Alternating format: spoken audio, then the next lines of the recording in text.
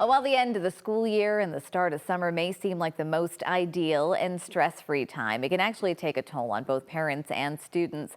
And this is especially true for new grads transitioning from school to the workforce. And joining me now to talk more about the tough change and what it can mean for so many people right now is the Director of Behavioral Health at AdventHealth Porter, Brad Sjostrom. Am I saying that right? Yes. Perfect. Okay, great. So I just want to start off first and foremost by, kind of getting into, as kids, get out of school, families switch into that summer mode.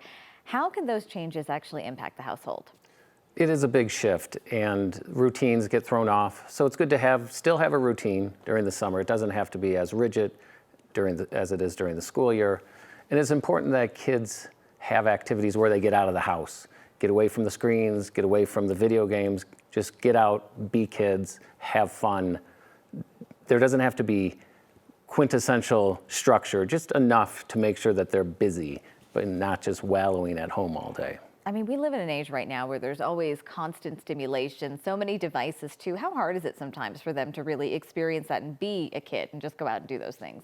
I think it's gotten increasingly difficult because the fallback virtually for most kids is to pick up the phone, look at social media, or just look at TikTok, see what's happening. So they really need to put it down and just get out. And certainly parents have a role in that. They need to restrict at times. They need to take the phones, the computers, and just get them doing more active activities.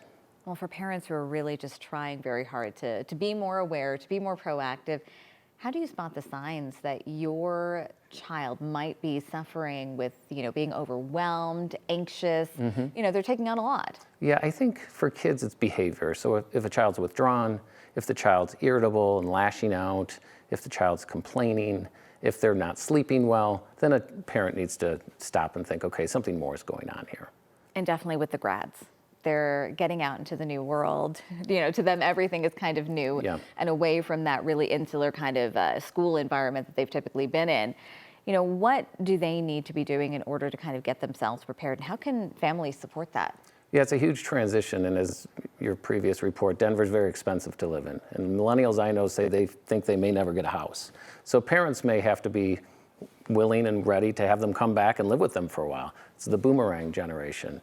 So grads need to put in perspective, everyone eventually finds a job.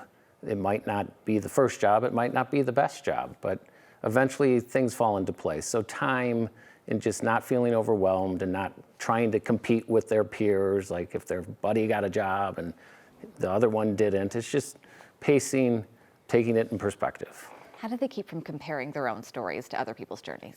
It's very difficult, especially now with social media. And that's the recipe for unhappiness.